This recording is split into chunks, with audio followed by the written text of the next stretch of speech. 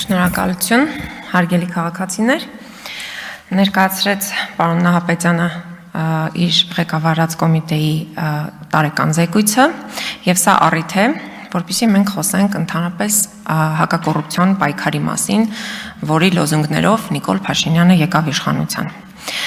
Ձեր կայքում պարոն Նահապետյան, կարդում եմ Ժորժ Սանդի խոսքերը, որ ազնվությունը մահանում է, երբ վաճառվում է։ Հիմա առաջարկում եմ խոսել ազնիվ, որպեսզի ոչ ոք եւ ոչինչ չմահանա։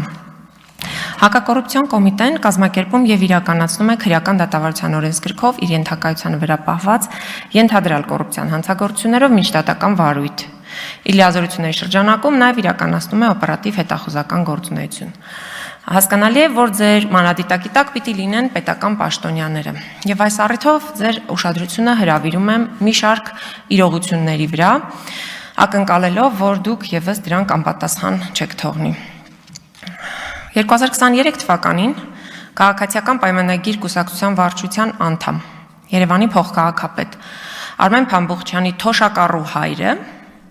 40 հեկտար մակերեսով հողեր է ձեռք բերել Արմավիրի մարզի Շենիկ գյուղում։ 71-ամյա Փամբուխչյանը Ամերիաբանկից ստացել է 1.5 միլիարդ դրամի վարկ։ Իսկ ամենաուշագրավն այն է, որ Փամբուխչյանը ավելի քան 102 միլիոն դրամի սուբսիդավորում է ստացել պետությունից, որ վարկը արտոնյալ պայմաններով մարի եւ դեղցի արգիներ հիմնի։ Պարոն Նահապետյան, քանի թոշակառու եք ճանաչում, որը կարող է բանկից 1.5 միլիարդ դրամի վարկ ստանալ եւ պետությունն էլ իրեն սուբսիդավորի, որ այդ վարկը արտոնյալ պայմաններով մարի։ Ես կարծում եմ, որ դուք էլ չեք ճանաչում, այնպես ինչպես ես էլ չեմ ճանաչում, որովհետեւ թոշակառուներին անգամ հեռախոսի ապառիկ չեն տալիս բանկերը։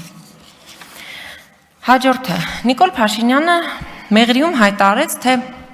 Մեղրիի գյուղերը ջուր չունեն, քանի որ հաճախ Երևանում ատամները լվանալու համար քաղաքացիները ծորակները բաց են թողնում։ Բայց ֆունդամենտալ հարցերը Հայաստանի ջրային ռեսուրսների հարցում չեն լուծվում։ Նիկոլ Փաշինյանը 15 ջրամբար կառուցելու խոստում էր տվել, որևէ մեկը չի կառուցվել առ այսօր։ Վարչապետի ֆեյքն ու ֆեյքերը, ուշադրություն դարձրեք պարոն Ալեքսանյան, Վեդիի ջրամբարը վերագրել են Փաշինյանին։ Ջրամբարի հետ Փաշինյանը բացարձակ կապ չունի։ Ջրամբարի նախագծման աշխատանքները սկսվել են 2013 թվականին, շինարարությունը սկսվել է 2017 թվականին եւ 2021-ին, որ պիտի բացումը լիներ, հետաձգվել է 2022 թվականին, 2022-ից հետաձգվել է 2023 թվականին, 2023 թվականի հուլիսին հետաձգվել է մինչև դեկտեմբերի 31 եւ հետո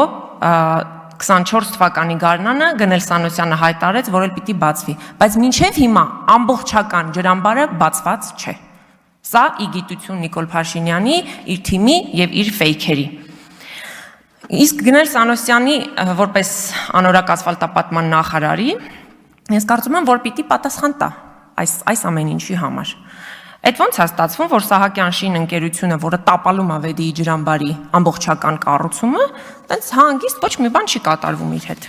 Բայց ոնց է ինքը նախարար աշխատել։ Այստեղ պիտի փնտրել այն պոզ ու պոչով կոռուպցիան։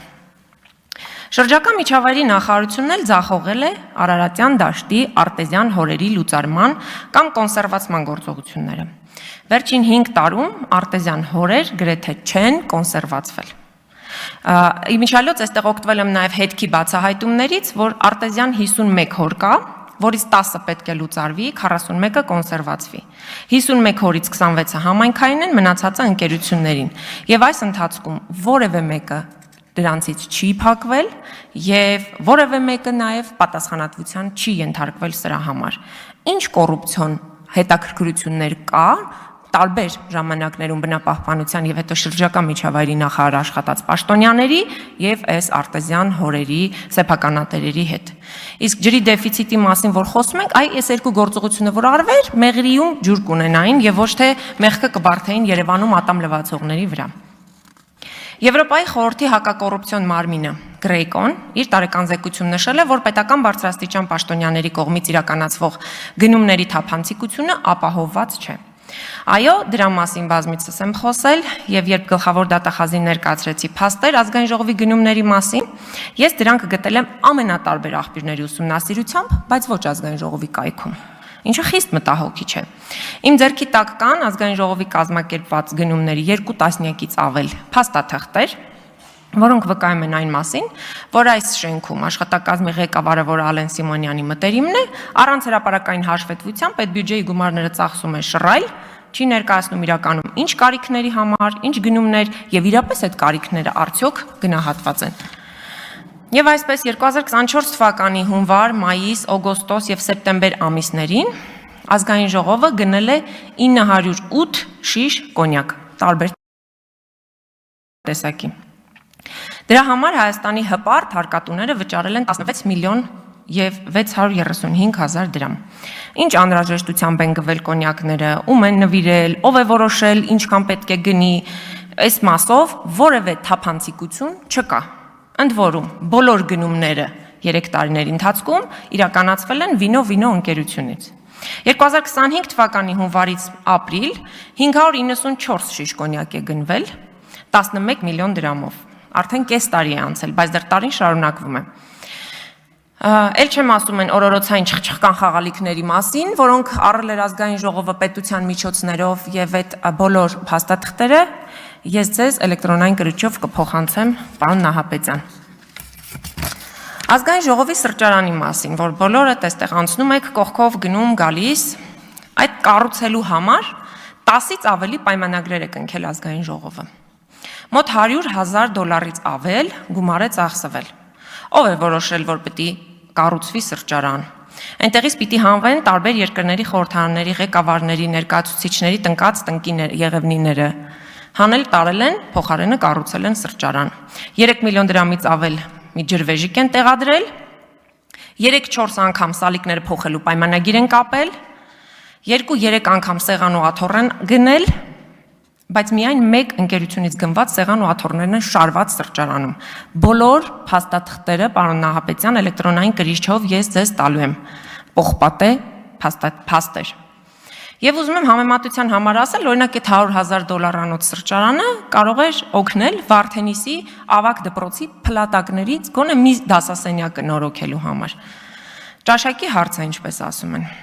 Ես այս ամենը բարձրաձայնեցի ու նաև ձեզ հիմա կփոխանցեմ այդ հաղորդումը հանցանքի մասին, ակնկալելով ձեր գործուն քայլերը, որովհետև կոռուպցիայի դեմ պայքարի մասին խոսելով կոռուպցիան չի վերանում։ Պետք են գործուն քայլեր, ընդ որում քաղաքականապես անկախ, անկաշկանդ եւ չնայելով թե կոռուպցիոն գործարքների թիկունքում իշխող կուսակցությունից